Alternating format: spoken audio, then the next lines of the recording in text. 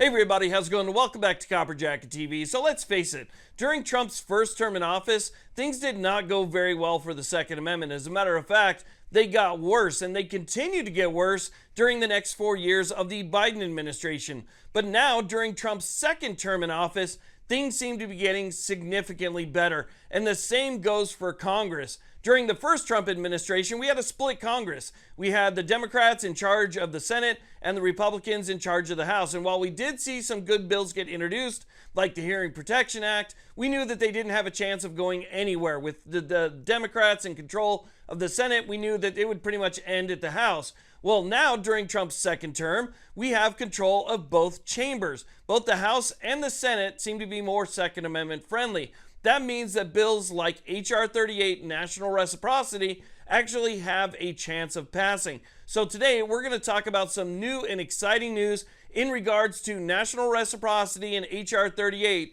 that could change carry in this country forever. So let's get to it.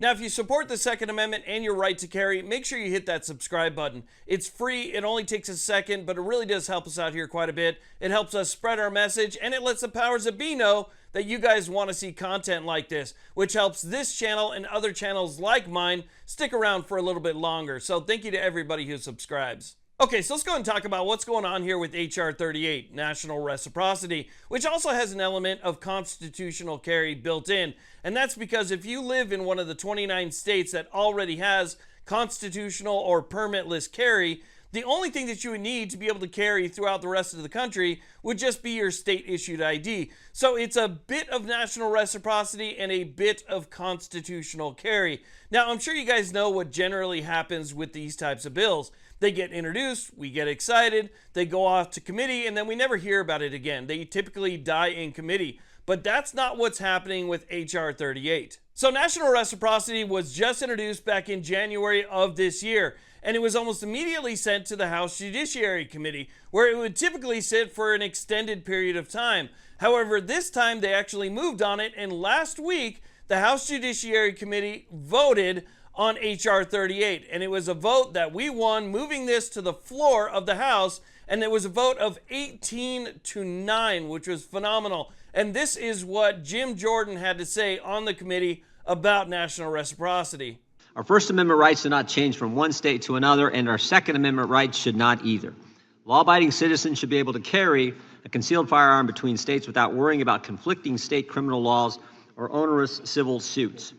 There are over 22 million concealed carry permit holders across the country.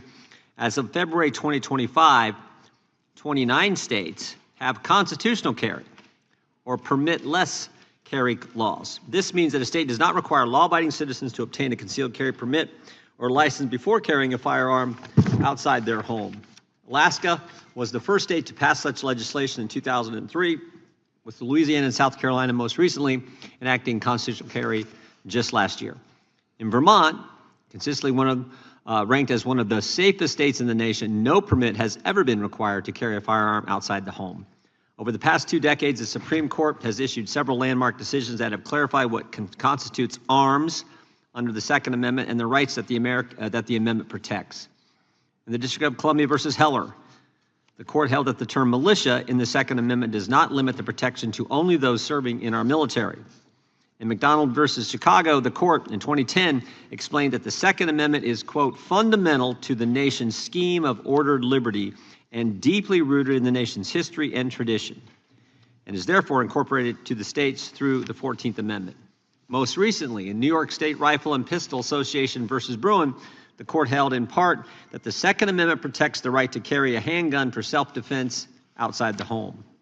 Before the Bruin decision, states fell into 2 categories when an individual applied for a concealed carry permit: shall issue states and may issue states.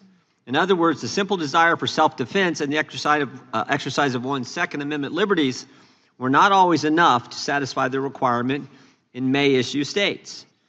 The Constitutional Concealed Carry Reciprocity Act prioritizes the rights of law-abiding citizens to carry concealed firearms and the ability to travel freely between states without worrying about conflicting state codes or onerous civil suits. So while I'm fairly sure that this bill will pass the House, it's going to have a more difficult time going through the Senate. However, Senate Majority Leader Tom Thune has said that he supports this bill and he will work towards passing this bill out of the Senate. And we know the president will sign it. He said that this is one of his priorities. So if it makes it up to his desk and he signs it, we will have national reciprocity in this country. However, there is another bill, and it's actually a bill that I support even more. It's a bill by Thomas Massie. And the reason I support that bill even more than this one is because Thomas Massie's bill actually does provide for national constitutional carry. That would be all 50 state permitless carry the way that it should be.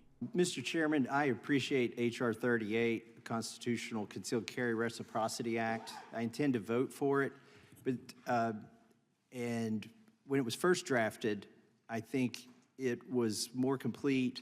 But what has happened is we've had a Supreme Court decision, and we've had some activity by the states, sort of changes the nature of H.R. 38.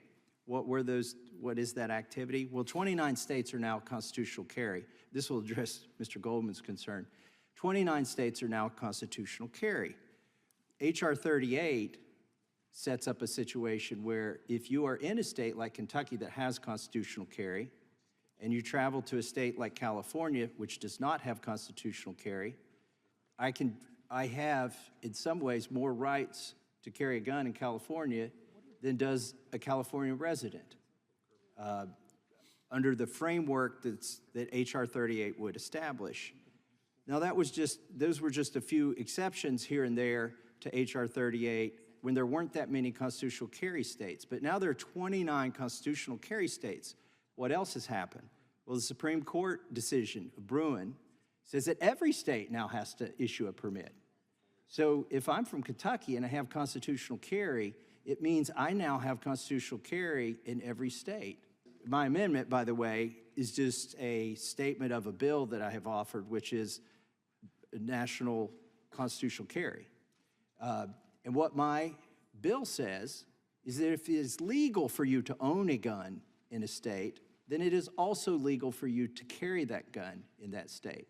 Now, constitutional carry is still sitting in the House Judiciary Committee. We'll get a vote on that one hopefully soon, and I'll let you guys know what happens with that. But as far as H.R. 38 goes, the process is actually moving forward. It's moving forward fairly quick, and I am excited to see some form of national reciprocity happen in our country. This is a big deal, and it would change things for everybody. I mean, as somebody who lives in Nevada, I can't go into California with my permit. I just can't go in there. They don't recognize anybody's permit. There's some lawsuits that are, working to change that, but as of right now, I can't go into California. If this bill passes, I would be able to use my permit in California, and people in California would be able to use theirs across this country. No longer would you have to worry about driving from one state to the next and who has reciprocity with your permit or not. This would be a huge change. So it's nice to see that we got that 18-9 vote